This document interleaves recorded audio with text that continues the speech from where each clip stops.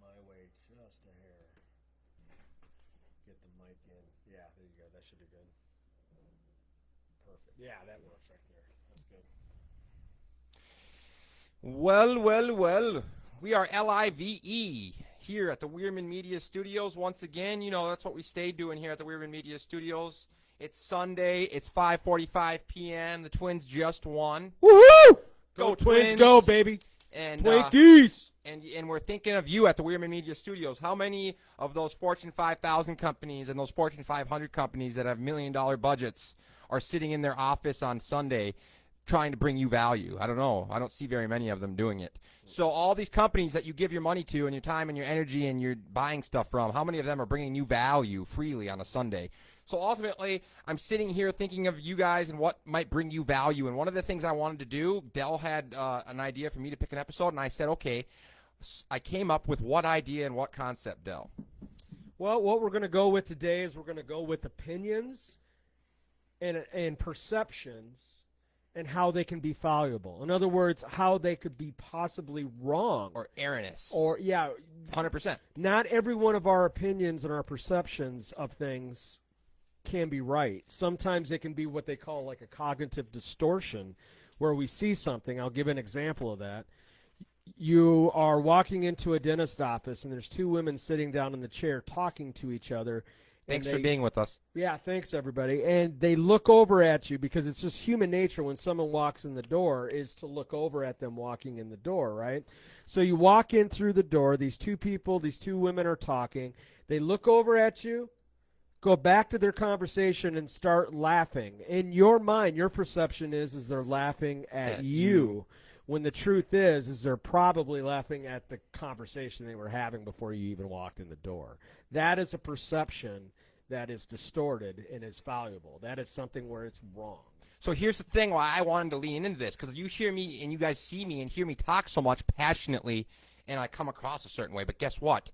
I am just as willing to change in the snap of a finger. If someone comes at me with something and it has some valid reasoning or valid concepts and it's scientific, in a snap of a finger, I'll be like, oh, that makes sense. Let's hop into that and let's merge with that. I am the kind of person that is very passionate in what I do and what I believe in. So, yes, I'm going to come across like I believe like what I'm saying is true. But aren't we supposed to be passionate and supposed to believe in what we believe in? Like, why would I only believe in 10% of what I believe in? I'm the kind of person that if I believe in it, I believe in it. And if I don't, I don't. And I'm open to learning new things. But ultimately, I think it's interesting to lean into this and understand that things are constantly being proven wrong. Whether it's science or math or whatever, we're constantly learning new things, and we're proving old ideas or old concepts or whatever wrong. So I think it's really interesting to be aware of this, and that's why I wanted to bring it up, because I'm one that comes across like I know everything. So I wanted to lean into the idea that everything can be proven wrong. And my perceptions are totally fallible, and they can totally be proven wrong and erroneous. But I just come across very confident and very cocky because I believe in them. Like, I'm passionate. Like, I just think that's how everyone should be. Well, I'm going to say this. I have a feeling you probably get the same effect on people, but I get it all the time because I'm very passionate. I get it all the time that I'm aggressive.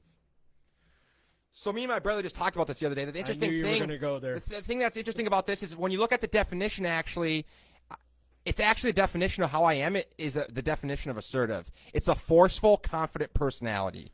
So my brother always likes to lead into aggressive, and I think aggressive sounds negative because if you look at the definition, aggressive is to do harm and hurt and be forceful with someone. And I don't think the number one definition. And I think the difference is drastic because I'm here behind a microphone talking about ideas and concepts that are about evolution and bringing people together and about more love. Like, I'm not here trying to shoot and assault people with a pistol. You want a better word? But you get what I'm saying. So I think assertive. I think I'm you go. Assertive. Exactly. Yeah, assertive. That's where I was going to go. And let's pull up the definition on it. Like, it's the word for word of what you're talking about, Del. Right. When my brother brought it up the other day, he was talking about aggression. Yeah, we talked about it at the house. You saw it, right? Yeah, I saw the whole when you were talking to him about Having or showing a confident and forceful personality is right. the definition of assertive. To me, that would be the definition of how I come across. Well, see, when I was in treatment just recently, that's what they were teaching me is to get away from being aggressive with my communication skills and get assertive, because there is a difference. My aggression that comes across as being intimidating, forceful, hostile or violent behavior, controlling. The only thing that's in that is there's another definition that he had in there where it talks about just being very passionate about a certain goal or something that you're going right here, after. forceful and sometimes overly assertive pursuit of one's aims and interests. But it's by having it be said forceful and overly, that means that it's too much. Yep. There's too much of it. So assertive is definitely a better way to define what this passion that you and I have. We're assertive in our goals and what we're trying to achieve. And it is dependent on how people interpret it, right? I mean, ultimately, someone can call me aggressive. I'm not going to get insulted, but I personally would like to look at it more like assertive. If you talk about my aggressive side, you're going to talk about me fist fighting and like let's get real about it. Aggressive to me is violence and hostile and aggressive and like. To me, sitting behind a microphone and talking about dialogue that's about unity and coming together and sharing our stories and more love is nowhere near aggressive, at least in my background. Yeah, I mean, when I hear aggressive, when someone says I'm getting aggressive, yeah, it feels more physical. We talked about that before, Del. Remember the barrier of crossing the line of physical. Right. I feel like if someone's going to get aggressive with me, then it's a forceful way of trying to make me being controlled into the way they want me to be.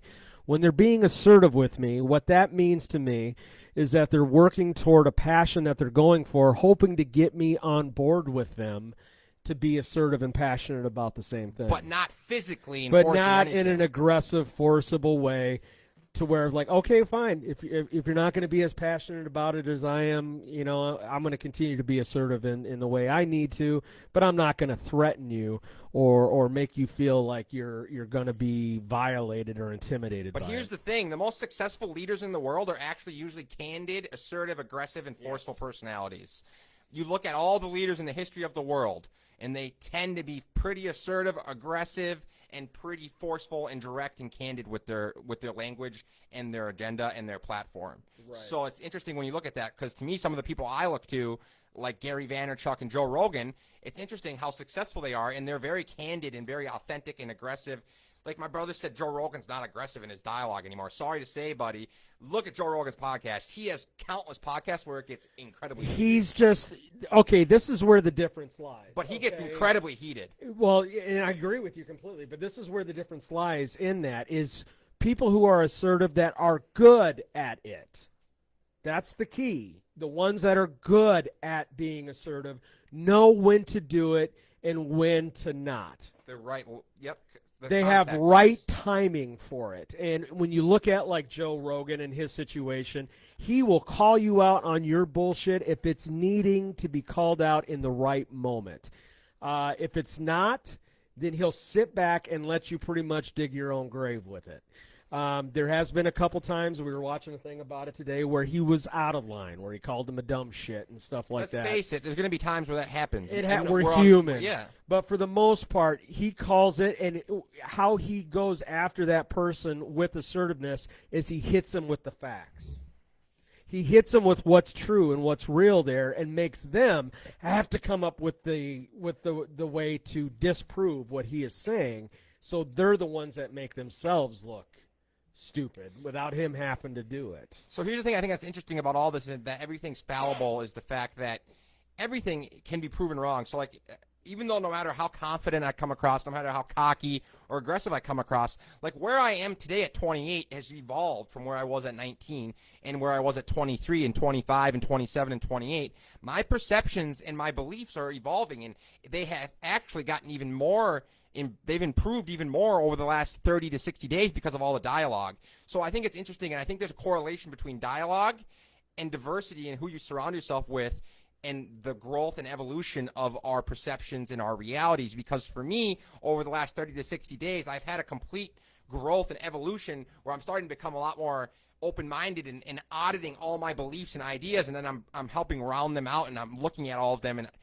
and like contextually analyzing them. And since we've had all this dialogue, it really helps me with that, because I'm constantly having to look at my beliefs and my perceptions and my ideologies and be like, okay, let's see, Dell brought this up, Isaac brought this up, let's see, Bob Monahan brought this up, this makes sense, okay, I was wrong here, let's improve this, and then it's all improving me. It's super interesting. And now I feel like a much better platform and like structure for my beliefs. Well, and you look at it like for me in my situation over the last few months, it has gone. I've seen the change go from being aggressive to now I'm assertive.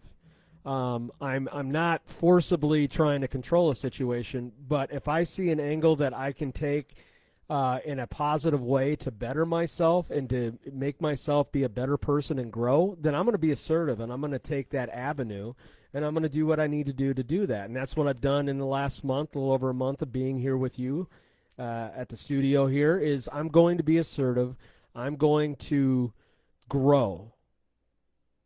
Okay, and that's something that hasn't happened. I mean, the last 5-6 years, there has been no growth. It has been a decay. And so today, my life is about, I'm not wasting any more time. I'm 44 years old. I turned 45 coming up in January. I don't really have any more time, in my opinion, to waste on just spinning my wheels, in mud. It ain't going to happen anymore. I have to be assertive. If I'm going to enjoy my life and happiness and joy, I have to be assertive, and I have to go out and take risks. Go after the things I want to go after, the things that will fulfill me and help me enjoy my life. So, yeah, so let's get back to it. Opinions, perceptions. There's tons of them out there everywhere, right, people? Right, Podcast Nation? 100%. We have tons of opinions about the presidential campaign. We've got tons of opinions and perceptions about socks, about COVID, underwear. We've got all the way down to hats. Yeah, the right type of energy drink. The right type, the right amount of excitement and passion. The right amount. How much is too much? I mean, how little is too little. Everyone's got opinions. What's that old line? Opinions are like just like assholes. Everyone's got one. We all live in life with opinions. But what do we do when we have an opinion, and maybe somebody calls us on it, and we actually are open-minded and look at it and go, you know what, that opinion is wrong. That perception is wrong. What are we doing? Well, first off, we're human. We should be able to forgive ourselves for that and find a way to be able to change that perception. But what are we going to do in that? Are we going to continue to stay strong? I know I'm the Recovery Atheist. I say this about Thanks, Jimmy. We love you, Jimmy. Thanks, Jimmy. I say this about the Christians, is that, a lot of them will not change their perception. Even if it's shown them, like, in broad daylight where they're wrong on it, they won't change it. Well, that kind of stuff is not going to work to help you grow, to help you change, to be the person that you could have at your full potential. So here's exactly what you're getting at, and I believe in 100%. Diverse dialogue leads to the proving of fallible concepts.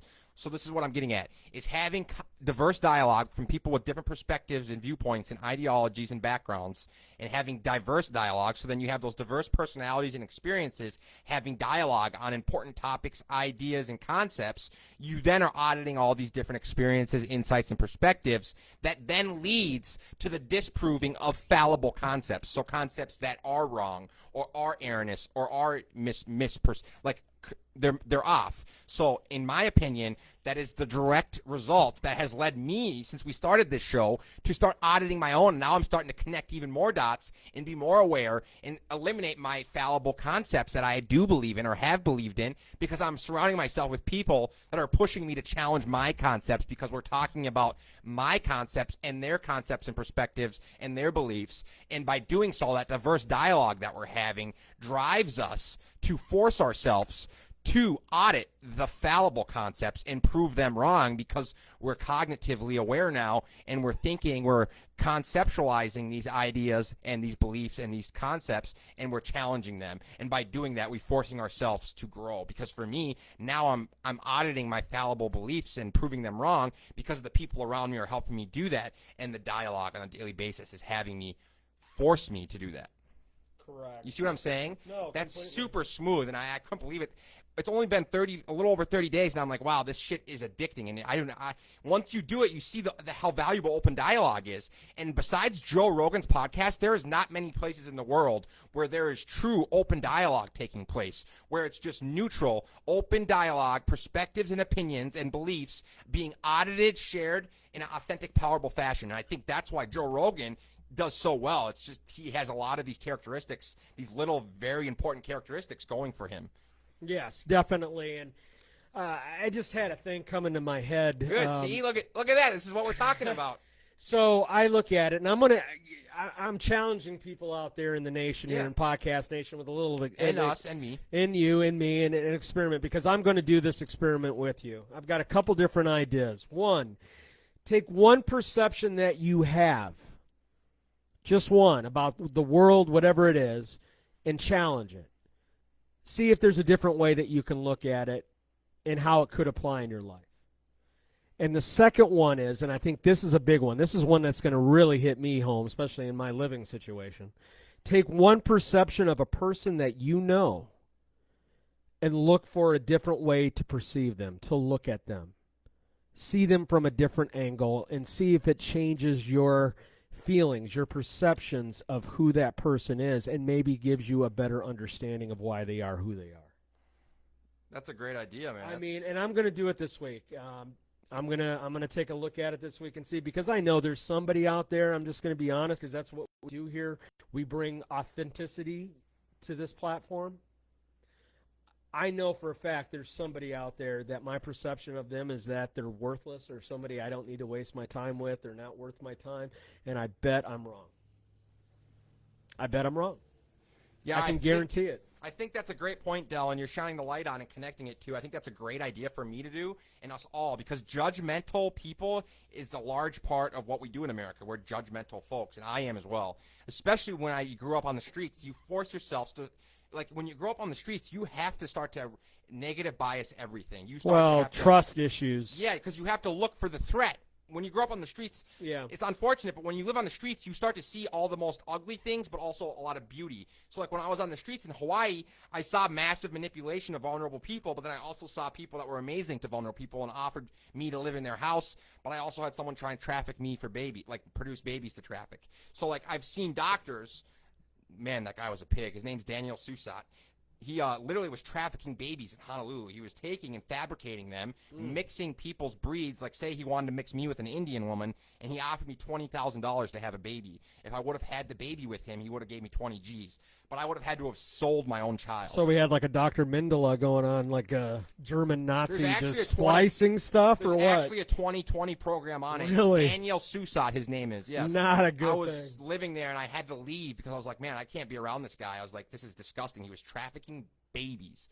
So, yeah, so you see these things, and it's like, holy balls, this is no joke. But, yeah, so for me, it's like judging others, and I myself have tried to get better at it, and I feel like I have gotten better, but I still struggle with it because of my background. I'm always looking for a threat, and as humans, we're naturally looking for that because that's a species. What we do, we look for something that threats our well-being or our existence, and we eliminate it. So that's what I think you're talking about in a way, is judgments and perceptions of things or people around us, and I think that's really, really a great exercise, and that's a great idea. So challenging, what was it? Challenge one perception you have, just one thought or opinion about the state of the world, the state of your job, the state of your home life, whatever it is, and see if your perception on it is correct. See if there's a different way of looking at it. And then take one person in your life, and what I mean by perception, that judgment, like you said. There's people out there I know that I look at, and I've already made a prejudgment probably from a very small sample. Yeah. Of who they are, and my perception is, okay, so they must be this way. Exactly. And I haven't given it enough time or enough research into it to look at them from a different side, a different angle, a different perception, to see if maybe I'm wrong with that there is something there that is better than what I'm giving them credit for. So when you look at the perception definition, it's the ability to see, hear, or become aware of something through the senses. It's a way of regarding, understanding, or interpreting something, a mental impression about something, about someone, something, some issue. The thing is that mental impression, that's where it can get distorted. It can come from experiences. You can be conditioned. That mental impression that you're having is from an past experience that you've had, and so right away, again, trust issues, right away you automatically label that person because of that former mental impression perception of the situation, and that might not be what's happening at all. Yeah, what you're talking about is so crucial. You touched on a lot of key characteristics, but number one, especially in business, if you ever get in business, what Dell just talked about is essential. It's earning trust. That's why what we do at Wierman Media is we're trying to help business owners or entrepreneurs understand that, and relationships are the most valuable asset in life, period. We are all interdependent on other humans, whether we want to accept it or not. Whether you want to accept it or not, whether you sign a big contract for a car deal or a home building contract, a lot of it comes back to relationships you have with people. Like if someone you know just so happens to want to sign up and they have a big contract deal with the union, and the next thing you know, they signed up for your business to build the houses. It's all, if you look at almost everything in life, it comes back to relationships. So relationships are the core of all of our success, and they're the core of every business, relationships. So trust is the essential characteristic for everyone in business. You need to develop trust and brand awareness, and trust is built through being vulnerable and authentic. And Dell just talked about judging people and challenging ourselves to be more open-minded and empathetic and not judge others. And I think that's a really key point in any relationship, whether it's business or life. We need to be open-minded and more empathetic, because then we'll have less judgment of others and be more open to building trust and building those relationships and opening up to those relationships instead of shutting them off. My problem, though, Dell, is just that, is I open up on the front end, but to get to the deep end, I'm like very difficult to give that. I don't give that. It's hard. You'll scratch the surface, but you won't get into the deeper parts. Exactly. So I'm good with everyone on the surface level up here. Right. But I only think it's an interesting topic, like that chart you made earlier. Like for some reason, I feel like I got 80-90% of the people on the surface, and then might have a space for 10% down here. Right. And again, with perception, it's that way. When you're looking at people that you want around you, you're going to make those perceptions off moral, off psychological, aesthetic qualities, insights that person has, and what you see in them, and what you're going to have it be applied in your life. So when you see somebody else out there and you have that perception, and like you said, you can have a lot of surface friends and acquaintances, but no one gets inside. Again, that is a conditioning of having false trust, because that trust that you've had in the past has been abused. Totally. So that, when you look at it psychologically and cognitively, plays a huge role down the line in relationships. When you start them, it can be conditioned from that experience that you're going to keep them kind of at hand's distance, let them in just a little bit. And I used me as an example. And I don't know, maybe my ex-wives at some point will hear this, maybe not. But I'm going to get kind of deep. You're funny, brother. I'm going to get kind of deep here. My ex-wives, I really fucked them over. Because I'd had so much trust issues, sexual abuse as a kid, and picked on and bullied as a kid, and I had so many trust issues that I was going to let somebody in and get close to me just to have them cut me, right? Yeah. That with my wives, I would only get so much intimacy with them, and then eventually the intimacy would cut off, and I would start pushing them away because they were getting too close. And I was afraid of getting hurt. And I've lost wives over it.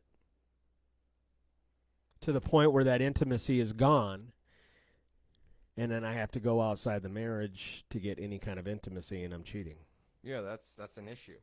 Okay, so you see that, obviously. And I see it, right? I see it now. I see it for what it is, and I apologize to them. You're and probably not the only one. I'm going to be making living amends the rest of my life for the destruction and the chaos I caused in their lives and in the relationships I've had.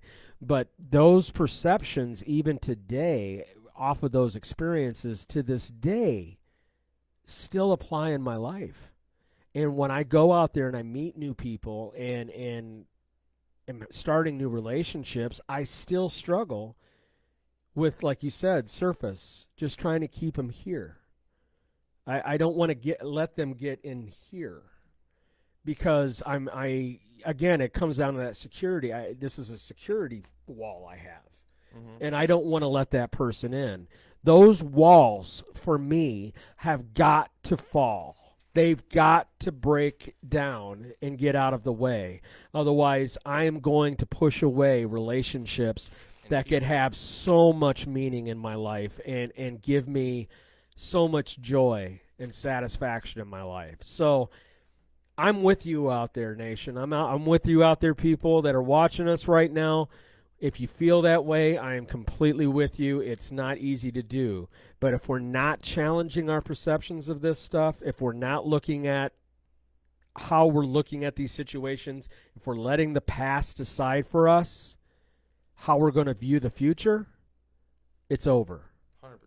It's over. Especially if you let it control you from going anywhere. It's over. Yeah, you cannot let your past experiences decide for you what you're going to do in the future and limit you, because you'll be paralyzed. 100%. You'll be stuck. That's a great point, Del. That's a great way that you connected all that, is with the fact that how our perceptions and our, what was the topic? Our opinions and perceptions. Fallible. A lot of us never even, they stay the same for our, God, that's a great point. I never looked at it like that. They stay the same forever. People have the same perceptions and opinions from when they were in fucking fifth grade. I literally have met people that have the same opinions and same perceptions as their parents gave them when they were in fucking grade school or middle school. And they're like the same exact. They never got challenged. They never moved away. They never got a different perception. They never got a different perspective. They're out there just living this. God, it's like that's just sad. You know what I'm talking about? But that's. I don't want to say it in a judgmental way, but I really do. People that are stuck in that way of life, like I am grateful for the experiences I've had, and I've taken risks, and I've burnt a few bridges. And I've had to change my perceptions because I pity the ones that sit there and are not able to experience that. Yeah, I might have fallen on my face. Rihanna said she can relate to you. Oh, I appreciate it, Rihanna. The thing is without me falling on my face and getting back up again, the struggle to get back up that hill and have victory over that would mean nothing. If everything was just handed to me and my perceptions just stayed the same all my life, I don't see me being someone that would be someone people would want to be around. That would be interesting. That would be someone that is actually playing a role in life, being a contributor to society and to the communities out here. So here's the thing with me is that I feel like my most valuable asset is just what you talked about, is my ability to connect to people on an intimate level. But here's the thing I'm trying to get at when I mentioned what I said, is like I have very few really deep, intimate people. I've loved a few women in my life. I loved my mom, and I loved Indira. Shout out to Indira Benitez. You're amazing.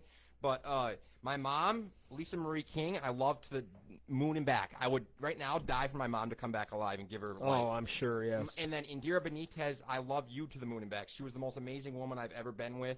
She was 5-star, still is 5-star. I love Indira. She was the most amazing woman I've ever been with and the most, amazing partner. She was just amazing. I've never dated a woman that I've never had anything negative to say about, and Indira Benitez is the only one besides my mother. But outside of that powerful love, I've never been able to have a deep, intimate relationship with very many people, but I have, in a way, been able to do it with strangers. So here's what I'm trying to get at. Yes. Is after reading the Dalai Lama's book, which is all about being able to intimately connect with strangers and people so that you can feel like you're not alone, right? Because if we can connect to people, we don't feel like we're alone. So I've noticed through my travels, I've been beautifully able to do that because I'm able to open up to strangers intimately. So I'm able to open up and share my deep secrets with strangers. And that by doing that, we make an instant, special, powerful, intimate connection. It's called intimate because it's very vulnerable and it's very deep. Whether it's my mom dying or my drug addiction, I go deep on shit. And when I do that, I make instant, intimate connections. And when I do that, I don't feel alone. So, next thing you know, I'm in Hawaii, and I'm like, wow, after reading the Dalai Lama's book, I'm like, this makes fucking sense. I'm on the beach. I know nobody. But every day, I'm making a new friend or two. And we're not going, super, I'm going deep. But you know what I'm saying? It's not like they're my girlfriend or they're my lover. It's just someone I'm having a brief intimate conversation with. It's no different than AA. Exactly. When you tell your stories of where you came from and be able to relate with that other person who's telling the same exact story to you, and it's intimate about the mistakes that we've made, and some of those mistakes they're pretty bad. And of it, once you realize that, Del, if you do that with everyone you can do that with anyone. I did it all over the world. I mean, you don't have to, just because you're getting intimate doesn't mean you have to give up you don't have to trust that person completely 100%. But like I'm right now, bearing my soul when it comes to my past relationships and other things and sexually abused and everything like that over a live stream to thousands of people out there that can see it. Doesn't make me feel like I can't, that I'm giving up all my trust or that I have to worry about being hurt. I'm doing it so people out here that are watching us and listening to us can relate and see the authenticity of what we're trying to present and what we're trying to bring to the community and to our fans and to the people out here that we want to be a part of and create life with. Totally. So I think it's powerful once you realize that, because that's why, once again, if you ever heard our episode, me and Del did our top 5 favorite book episode. It was, one of them was The Art of Happiness by Dalai Lama, and it's essential to understand how important this is, because especially with technology now, you can now start being vulnerable, and what Del just did could reach thousands and thousands, if not at some point millions of people, and you can never do that ever in the olden days from sitting in a room. Like, AA is great in many ways, don't get me wrong, but imagine if someone took the same concept to the fucking podcast station. Oh, my Lord. I mean, I've listened to a lot of different podcasts out there. But you see what I'm getting at. We've talked a lot about stuff like this. And it is what we're doing, kind of. There's a lot of them out there that are not authentic. I mean, you can tell it's scripted, and it's just, I don't have a script. The only thing I have is notes. We're just shooting from the hip. Jotting down notes of things that pop up in our heads as we go through the show. But this is literally just everything that's coming out of my mouth is everything that is coming out of my head in this moment, raw. It's magical. It's raw. It's magic. So that is what I'm looking for. That's what I want from people in my life, is people that can be raw, can be authentic, and just be real. And that is such a missed thing that's not happening in our lives. So true. People, authenticity. They want to blow themselves up and tell lies and stories about stuff they really didn't do. They want to pop themselves up to make themselves look better. But the way I look at it is, you can take a rotten egg and you can paint it on the outside and bejewel it and bedazzle it on the outside all you want. You can smack it, and that egg is still rotten on the inside. 100%. So you can look as pretty as you want to me from the outside and still be miserable. I don't want to be that. I want to be beautiful on the inside and let it come out and show on the outside. I think that's beautiful, Dylan. I think it's really cool that nowadays people, it's so remarkable how many people that you just said they lack authenticity in there. I think there's a correlation between media and lacking of authenticity. So most people, if you look at their feed, they're not sharing something of intellectual value. Once again, this all comes back to doing good with the tools of technology. That me and Del talked about this in another episode. Doing good with the tools of technology. Doing positive. Instead of using them to try and be forceful and egotistical and selfish, use tools to help build up each other and push ourselves forward and unite. And one of the things people do, they just want to use it to shine on themselves, and like driving in their five-star Camaro, driving in their whatever, they're in a Tesla, or they're in Hawaii. Like, they're not showing the pictures of them homeless on the streets in Hawaii, or they're not showing the pictures of, like, there's people out here hustling and struggling, and then these people want to sit here and glorify a fucking 5-star Lambo. I don't know. I totally can't stand that stuff. So I agree with you. Well, if you're getting your complete enjoyment out of life or your identity because you have a Lambo, or a $1 million home, or whatever it is, a trophy wife, or, whatever it is. If you're living your life to that's what makes you or defines you of how important or how much success you've had, you're a shallow person. I'm just going to say it. I mean, I don't need that. Now, I'm not saying I wouldn't like to have a Lambo. No, I agree with you. What you're talking about is someone that's looking for extrinsic factors to bring them intrinsic happiness. Exactly. So, I don't need that in my life. I am okay with just having what I have and living life that way. So I agree 100%. So for me, I found that out at a young age. I was content and happy with very little. As long as I had control of my time, it made me feel like I was accountable, responsible, and empowered, because I had control of my who, my what, my when, and my why. I could do the who, the what, the when, the where, and the why of my life on a daily basis because I had control of the time. And that required me not being controlled by extrinsic factors, objects and items, or people's opinions, places or things or items around me that I think bring me happiness or make me look good, in turn make me happy because I look good to them outside.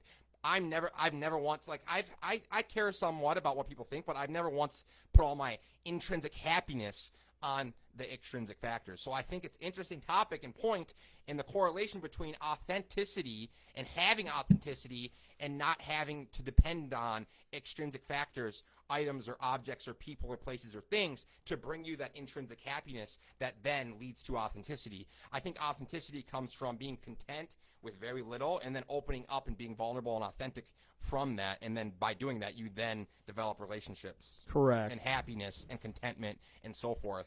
I just am so happy with very little. I wish I could give it to other people. I wish I could. Yeah, and that's just that's the problem is you can't inject it into other people. You can't have someone be like, I can't go to someone and say, this is how I've done it, so just do it the way I do it and you'll have happiness. It doesn't work that way. You cannot put someone in a mold that you've done and think that they're going to come out the same way. It just doesn't work that way. You have to find what is going to work for you. So when I do that and I see people that are happy and that I want their happiness, I look at things that I can do for me that I can enjoy, and then I improvise. I'm creative. I find ways to also add to that. That's going to do it. But by doing that, by taking the time to look at it, I'm exploring who I am. Exploring. I'm exploring my perceptions. That's a beautiful thing. My opinion. I'm exploring my world. And that's, for me, I have to. I need to have that in my life. I need to explore. I need to look at life not as, what's the use? Nothing's going to change. Life is going to continue to stay the same. Dude, Del, you're touching on such great points. Why even do it? The whole Eeyore effect of, oh, look at me, poor Del, he's got to get up and go to work again tomorrow. Del, I think what you're talking about is so big. Challenging and adventuring, guess what that does, Del? It does this. Yes. When we challenge and adventure ourselves and get out and we put ourselves in different arenas of life, in different arenas of experiences. So picture every arena, every experience in life you could ever have, and everyone has an arena. Picture if you could place everyone in that. That's exactly what you're talking about. Changing my arena and going out and adventuring leads to the challenge of my perceptions and opinions, and it audits the fallible ones. Because if I'm experiencing all those different arenas of life and all these different instances and all these highs and all these lows, now I'm going to have a more well-rounded perception and opinion of life, and in general have a better deduction of life. So it's going to force me to then not believe in the fallible opinions and perceptions. Right. So I think that's a really big point, is the adventure and exploration. That's a really great point. Well, let me ask you out there, people. Are you uncomfortable today, or are you comfortable? If you feel like you're uncomfortable with your life and where you're at in your life, then it's time to change. You don't make change when you're comfortable. You don't change a job, a relationship, whatever it is, when you're comfortable in that situation. You do it. Doesn't happen. No, you do it when you're uncomfortable. So if you feel uncomfortable about certain things in your life that just doesn't meet up to what you're wanting it to be, it's time to change. Yeah, it's time to find something that is going to bring more joy and allow you to be more comfortable with who you are and what you're giving back into the world and to yourself. That's such a great point, Del, because what you're talking about is being stuck and stagnant. It's so big. It's not even funny. I love this shit. I could talk about it all day. But he's talking about comfort zones. And in our comfort zone, that's when you're stuck and stagnant. And if me and Del have direct understanding of this because we're in addicts. And once you're an addict, you start to understand these things. And I understood this when I was younger because of it, is when I feel stuck and there's no hope. There's a correlation between no hope and feeling stuck and stagnant. When you feel like there's no hope, you feel like there's no reason to keep going because you're not going anywhere. You're stuck in one place. You're stagnant. And when I'm stuck and stagnant, I'm not growing and progressing. And growing and progressing as humans and as a species, where we are naturally like we're naturally supposed to be evolving and growing and Right. progressing. That's Yep. what we're as an organism. That's what we're supposed to do. I don't see why we don't. I mean, even the amoeba knows that. It's just reality. So if we just start picture that. It makes sense. Take an organism that is supposed to struggle, strife, be conditioned, and be going through fitness and trials and tribulations and growing and improving and feeling like I got better. And then they just put them in an environment where they have no failures, no scratches, no bruises, no scuffs, and nothing. And it's all just a controlled, false environment. You want me to give you an example? America. You'll have to add that. I'm just kidding. Talking about organisms and nature in general, look at the birds that are hatched out of eggs. They are told, like people that watch them, do not help them get out of the egg. That the struggle of them fighting their way out of those eggs is what causes them to have life. That struggle is what puts them on the path to success to be able to live through that struggle. They're not just being helped out to sit there. By doing that, they're exerting their muscles. They're exerting and moving their body out of that egg, out of that shell, to give them strength to be able to walk, to be able to go out and grow. So the struggles I have today are not struggles that I'm going to look at anymore as, yep, this is putting me in the grave. That's the biggest concept that's changed with me, is my struggles are not going to bury me. That's the way I've thought for years. They're going to bury me, so I might as well drink and bury myself. No, they're not going to bury me. They're going to allow me to grow and become stronger. And I'm going to find a way to plow through that and get something victorious out of it. You're not going to stop me anymore. Yeah, it's beautiful once you realize that. And it's an awakening. It is an awakening, and once you realize that an addiction, for me, it's my biggest asset. It's interesting once you look at that because it's your biggest tool, but it also can be your biggest threat. It's really interesting once you realize that our biggest assets are a lot of times our biggest threats. But I think that's really cool, and I think it's really interesting how in such a short period of time of having a podcast and having all these different people on the show, how it pushes us to ultimately challenge our perceptions and challenge our opinions. And I can't tell you enough. I mean, we could sit here and I could actually do an episode on it, of all the different things now since we started the show and we started having dialogue that I've started to then evolve and improve my either perception or audit and like just improve, like having different people, having I've had like multiple people on and having all of them on and having us have these consistent conversations. It's impossible to measure the amount that it's improved my perceptions and it's improved my opinions, because now they've all been tested and audited, and now I've improved them. So now I have a little bit more of an understanding that's a little bit more or less fallible. Do you get what I'm saying? Yeah, and I'm going to leave it on this for me. And we'll wrap it up here. 2 words. And again, I'm going back to the AA program, but there's 2 words in that big old book of theirs. It's called psychic change. That is just it, brother. I need to have a thorough 100% psychic change to be able to move forward in my life and do what I need to do. When people ask you, what do you need to change? I need to change everything. Because obviously the way I've been living life up to this point, it's not been good. It's not been right. It's not worked for me. So if it's not working, why do we continually do it? Let's change. Let's find a different route. Let's find a different solution. Let's stop living in that problem. Let's have a psychic change and find that solution and move forward. I think that's a great point to finish with, Del, and I think we're going to wrap it up. And ultimately, I think Del's right.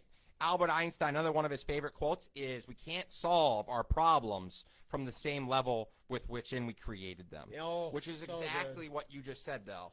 Psychic change. We cannot solve our problems from the same level we created them. Well, thank you for putting me in that kind of caliber. That was wonderful. Because ultimately, Del just hit it on He's the a head. god to me, and I just don't say God very much. In order to elevate our thinking, our communication, our collaboration, and our unity in our community, we have to elevate the level at which we cooperate, communicate, and create, because then we'll start operating, communicating, and creating at a higher level. But we can't do that unless we start communicating and changing the way in which we communicate our pains, communicate our sufferings, and communicate our truth and our realities, so that other people can then start to understand and we can start to bridge that gap. Because ultimately, as humans, we won't start coming together unless we understand each other. And in order to understand one another, we have to share our truths and share our realities in a powerful, authentic fashion. By doing that, opening up and connecting to others, we then can come together. And we're seeing that here at Wierman Media, and we're going to continue to lean into that because, once again, it's not right, it's not wrong, it's our perspective. Peace from the Recovery Atheist. Deuces.